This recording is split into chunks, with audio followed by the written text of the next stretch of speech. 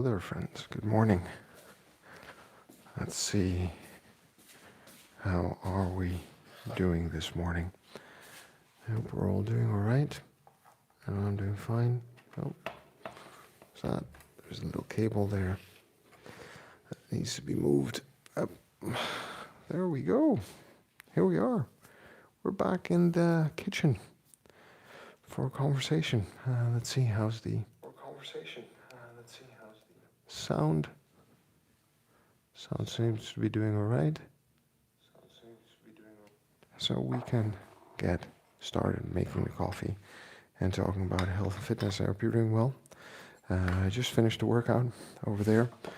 And now what I will try to do from now on post-workout is come over here, and while I make my coffee and get the day started, we can have a little chat about health and fitness. It's a bit easier probably to talk while I'm not doing the exercise and breathing heavily and trying to focus on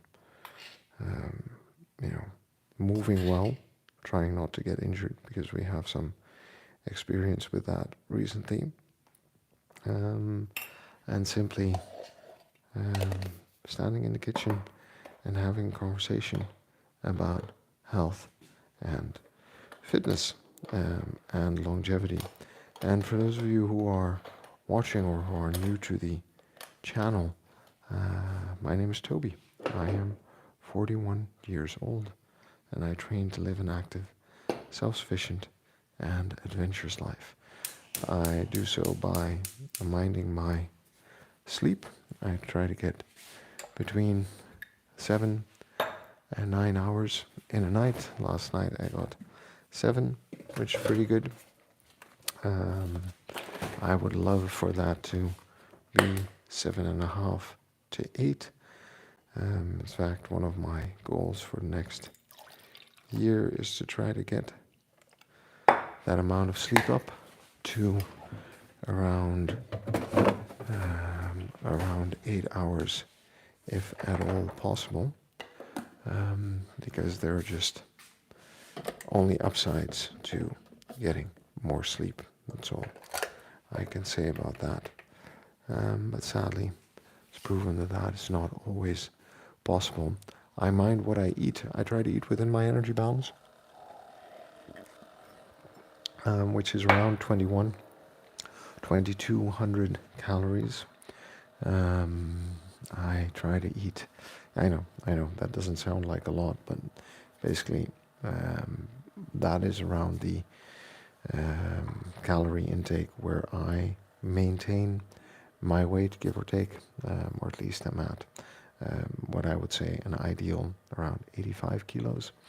I would, and surprisingly, no matter how hard I work out or what I do, it doesn't fluctuate that much. So I can't actually go out and generally overeat and gorge and stay the same way just because I'm live a relatively active lifestyle. There's a bit of a plus and an uptick to that, but it's not tremendous. It's not huge at all. I try to eat my greens and vegetables. You can see, I think, some fruits and vegetables lying over there. We tend to keep a lot of fruits and vegetables on hand to make sure that I'm getting in the right nutrients, sufficient varied nutrients to feed the entire system and to keep the entire system healthy and fit. And on top of that, I try to eat sufficient protein to support my muscle and strength building goals. And I'm still not sure, and this keeps coming up because I just cannot, I think it's more of a decision that I need to make. There are two camps basically out there. One that says a high protein diet is not detrimental and not a problem at all, that we should actually be able to eat and drink those proteins the way we want, and that they're going to support our strength and fitness and our muscle building goals. The other one is, well, that says, well, actually protein leads to an increase in growth hormones, and growth hormones over the long run of life are tied to increased risks of certain diseases like cancer.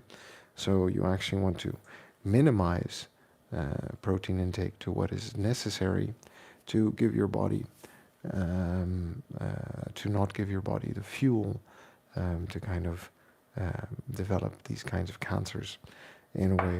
And that's my understanding of it. Please keep in mind, I'm not a medical doctor or a research scientist. This is just what I've read and understood about health and fitness. I think I have some hair standing up over there.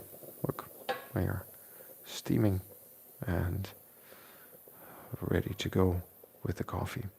So that's something that I'm still debating with myself, but I think I'm definitely going to move off the 150 grams of protein in a day and change the range to, I think, 70 to, I think, 70 to 100 grams of protein, depending on the day, maybe doing a bit more on the training days and doing a bit less on the non-training days, so the mobility and recovery days. But let's see how that works out, because I had designed my diet around 120 to 150 grams, which comes up to 1.5 to 1.8 grams of protein per kilogram of body weight. And I think I'm going to be doing a bit less than that for the time being.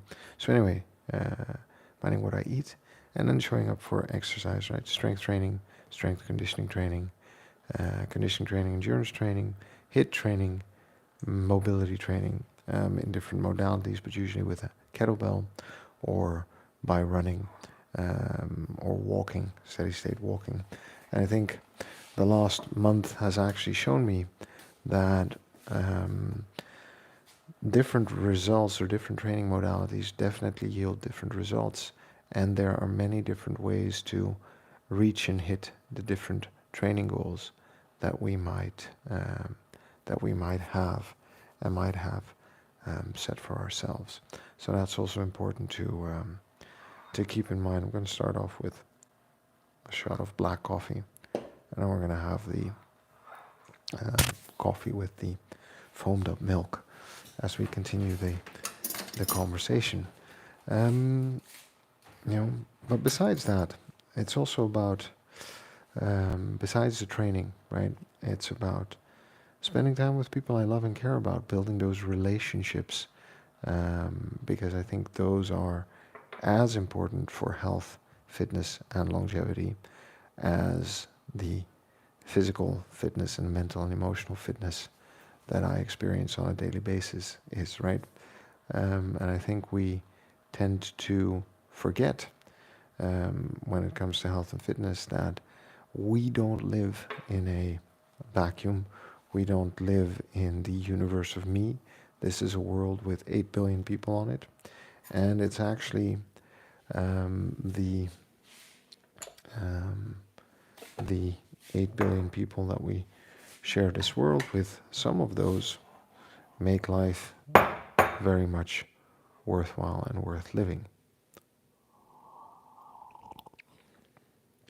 But I honestly think we sometimes tend to forget that is actually the case. But it is a fact of life, and there are relationships that we want to keep close, like our friends, family, the people we love and care about, the people we want to spend time with, the people we want to be with and enjoy life with.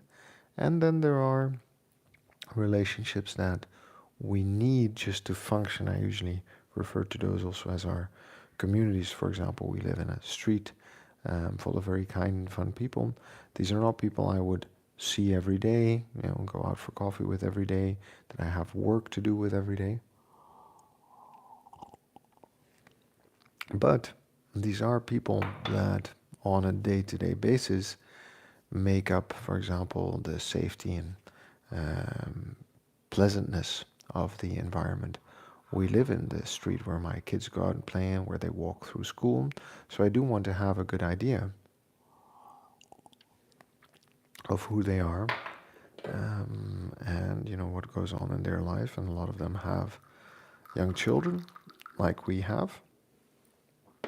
So it's always nice to just connect and chat and make sure that, there's some common ground and understanding in that community, right? So we go from direct family relationships, my wife and children predominantly, my close friends, people that I want to check in with, want to know how they're doing, how life is treating them, if they're doing well, what's going on in their life, to just, knowing the people in my direct environment, and knowing what they're up to and who they are, and them also knowing us, and being connected, right?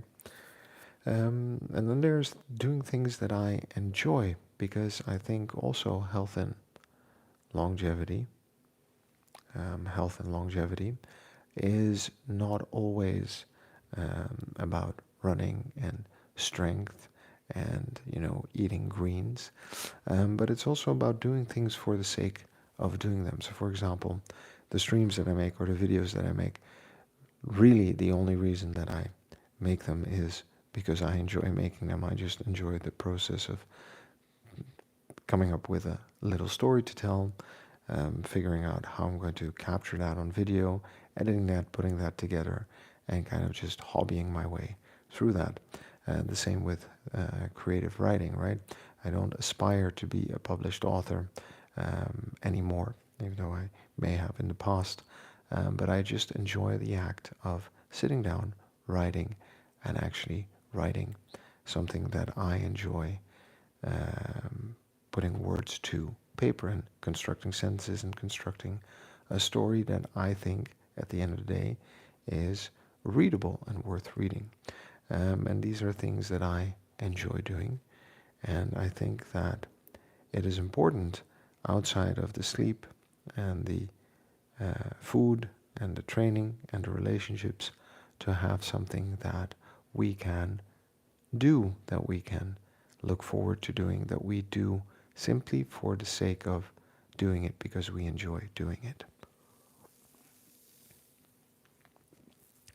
And it's easy to forget how important that is, but we need a pastime. And I'll give you a little story um, from yesterday, actually, because there's a fun fair in town.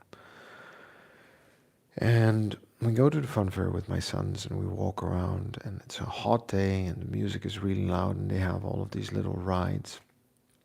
And almost without exception, right, this fun fair is run by relatively young people, relatively young crowd, um, who, have these fun attractions, and they do this every day for a living. So I understand that they are probably slightly bored out of their mind by selling the tickets and then watching people get on the rides. So I see them on their phones. I see them on their phones. Now, bear with me for a second, because I don't have a problem with people being on their phones and scrolling through social media, but I just wanted to us to understand something about general health and fitness here. I walk up to the booth to buy a ticket for one of the rides, a carousel that my children want to go on. The guy's on his phone. I say, "Hi, I'd like to buy 2 tickets." He looks up.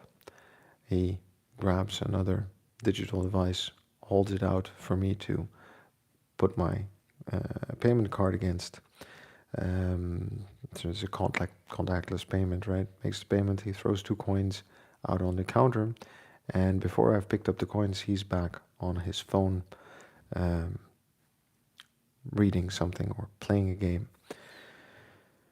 The kids get on the ride. There's another guy there. He goes around. He picks up the coins from the children as the ride starts. The ride starts. He sits down there, and he's also on his phone. And without exception, actually, on all of those rides, I saw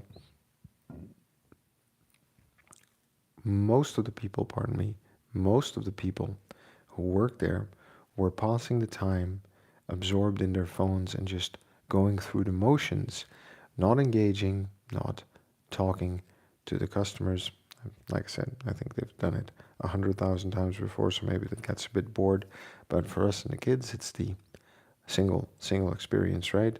No greeting. It's simply very transactional, You pay for something, you get on the ride, you do it. There's no other experience, there's no personal connection or conversation that is to be had at that point. Makes me wonder if people are actually enjoying the work they're doing, or they're just there to pick up the money so that they can go do something else at the end of the day. Um, I used to work in a clothes store. Geese88, good morning. Thanks for dropping by, saying hi. I hope you're doing well. And I hope life is treating you well where you're at in the world today. I'm just having my morning coffee, and then I'm going to head out for a morning jog, as I'm going to see if my back will allow me to actually do a run rather than a walk. So I'll let you know tomorrow how that's going, but hopefully that is going to be an indication of a good improvement in my general health and well-being. So let's finish this story, right? I used to work in a clothes store, and in that clothes store,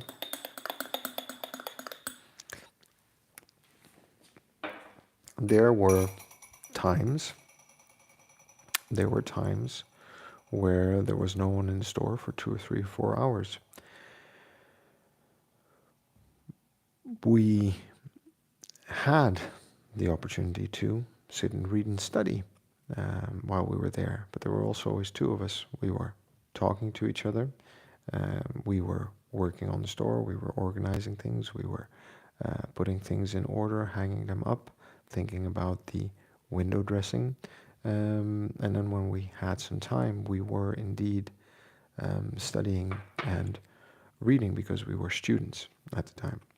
And I think in that context, right, first of all, we were working together, we were talking, there was something that we were doing together. But in that context, being on the phone is not the same as reading a book or studying or learning something.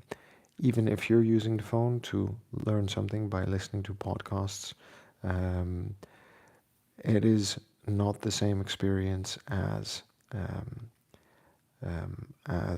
having a physical book and going through course material, as it is to listening to someone talk about their opinion or the way they want to present it. Now, if you're using the phone to catch up on coursework, following lectures, doing assignments, maybe doing something like Khan Academy or Duolingo, that is a different story. But if I look at the usage data of those kinds of apps versus the scrolling on social media that we're doing and on news websites and whatnot, I think we can be relatively sure that we are spending a lot of time on that phone, distracting ourselves rather than investing in ourselves. And when it comes to long-term health and fitness, like I said, there's a point to this story, right? Distracting ourselves from the reality of that work prevents us from doing a couple of things. First of all, it prevents us from finding fun and joy and mastery in the thing that we are doing. We're literally giving in to the boredom, and we are distracting ourselves. And imagine you're sitting there for 12 hours distracting yourself. That's a lot of content to go through, a lot of information input that is very unstructured. And unstructured information needs to fall and be categorized somewhere, but we're not actually helping ourselves build the structure to understand the world and the information that we want, that the information, how to make that information useful for the world, right? So we're just basically distracting ourselves from what is going on in our life. We're robbing ourselves of the opportunity to interact with other people, and we are diminishing the opportunities we have to build relationships or to be aware of the context and the environment and the community that we are at that point participating in. And I think we need to be a bit more mindful of the impact and effect that is going to have on our personal health and fitness. And like I said, I have no problem with being on social media. I'm on YouTube. I don't have any of the other apps. At least I have I have accounts, but I have them on a phone that's always switched off. So if I ever need to check them, I need to switch on that phone, log in, and there's a lot of hassle involved there. And that's actually freed up my time a lot. But here's the thing, right? Because I'm so used to browsing, I've also had to block the browser apps, set the timer to 0 minutes for them for sites like Reddit, because I just exchanged the behavior. And that was not what I was after. I wanted to reclaim that time, just like I reclaimed that time from Netflix and Amazon and HBO to sleep more so that I could do my workouts in the morning. I also want to reclaim that time from these endless browsing apps so that I can invest that time in playing with my children or planning the next holiday or fixing stuff around the house or doing more creative writing or making a better video. So there are a lot of different time investments that we can do with the time we're spending um, zooming in on information that on the whole maybe is not going to make our lives that much better, whether we stay abreast of all of the latest updates from people and all of the latest posts that people have made about their lives versus our own lives. Just worth thinking about, I think. I'm sorry to hear you sprained your ankle. Um, that's good that it's just a sprain and not a torn ligament or muscle. And let's hope that it recovers um, sooner rather than later and that you can get back into it. But as we know from my back, right, it's important to rest well and to let the body heal itself because we need this body for another 40, 50 years. So we want to take good care of it. So, overall health and fitness, in general health and fitness, it's easy to talk about kettlebell training. It's easy to talk about nutrition. It's easy to talk about sleep. It's easy to say, well, make more relationships. It's a bit harder to make and maintain relationships. It's a bit harder to look at the daily routines in lives, the technology we have, the environment we've created for ourselves, and then say, hey, what is working and what's not working, right? And that's why I bring up the story about the phones. There seems to be a very strong disconnect once we get into the phone with the environment we're in because we start to inhabit the digital space, the digital world, which is a world that we're literally physically detached from, even though there are some ways to get even more immersed in it, which I don't think is necessarily a good thing for more than a little bit in a day or maybe even in a week, where we become, where we lose awareness of the direct surrounding that we're a part of. YouTube Punk, thanks for dropping by, saying hi. I hope you're doing well. I hope you're doing all right. Better, but surviving what's been going on. I hope nothing serious, and I hope that life is treating you as good as it has been for a while, and that you're doing okay, and that your workouts are still on track. So we want to spend less and less time distracting ourselves and in that kind of like digital space and try to bring more focus to the here and now in our direct surroundings and also trying to make the most of those direct surroundings. And this takes effort and this is difficult. It is way easier to go online and think that we are connecting and learning and contributing. But life is still lived in the moment through this body in the environment we're in. And for us to be healthy and fit, right, there was so much that I gained from being out by the ocean with the sound and the sunlight and the peace and tranquility that you saw last week. By being in that moment, we hardly use the phone. Like the rare occasions that I was on the phone, I actually very quickly switched it off again because I was like, well, why am I reading the news? First of all, there's nothing that I can do about whatever's going on in the world from where I'm at. Second of all, the news is distracting me from all of the fun opportunities we have to play and do fun things here. And the less time I spent on my phone, the more time I was able to enjoy actually the surroundings and the place I was in. So a boost to my general health and fitness, to my connection with my family, and overall just a very um, good feeling of not getting lost and distracted and overloading my mind with too much information. Worth thinking about. Right? Like I said, it's easy to talk about kettlebells, it's easy to talk about running, it's easy to talk about nutrition, it's easy to talk about sleep. It becomes a bit harder to talk about these little things that we think are innocuous and harmless, but are actually really detrimental and distracting us from what matters most in life. And I think that's all I have for you this morning. My coffee is gone. Um,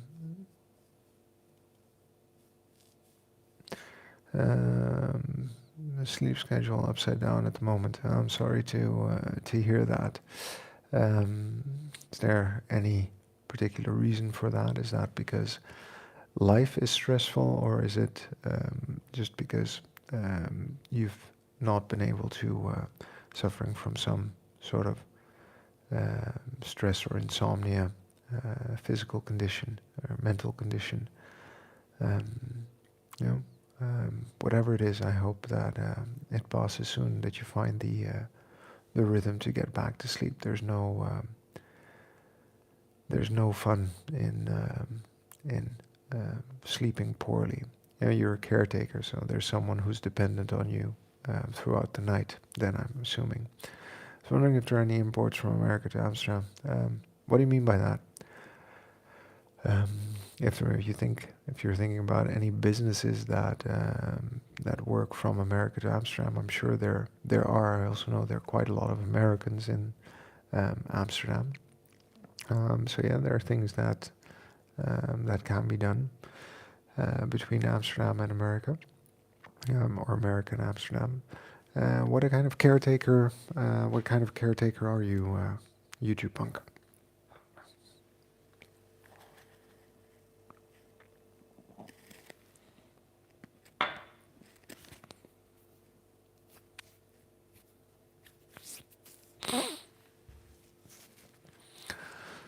And then I'm going to sign off and go for that morning jog.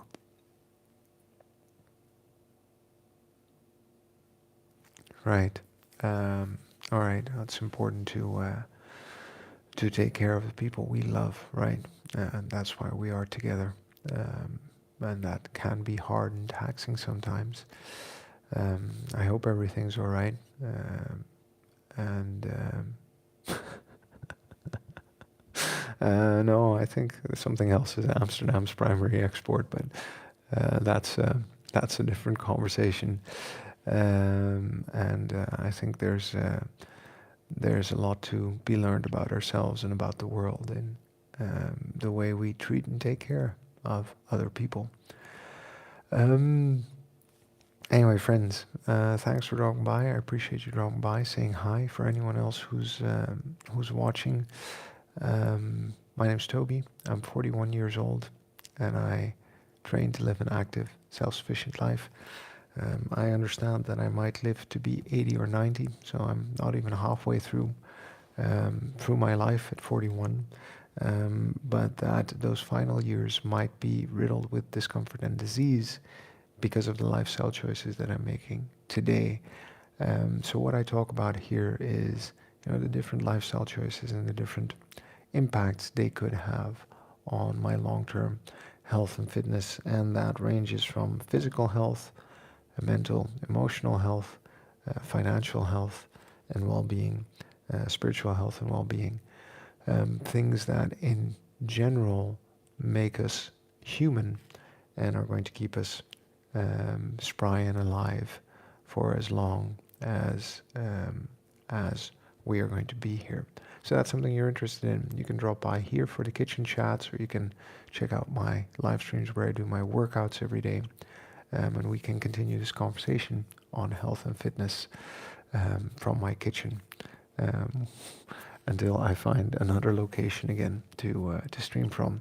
Geese, YouTube Punk, take care, be well, good luck, and stay strong. And remember, we're good just the way we are. We've got to love ourselves before we can move on. This person we are today is going to get us to where we want to be tomorrow. So a bit of kindness is going to go a long way. And there are enough people out there who want to put us down, so we better lift ourselves up. All right, friends. And the only way to get anything done is by showing up and doing the work. You be well, YouTube Punk. All right. Oh yeah. And remember, friends, subscribe.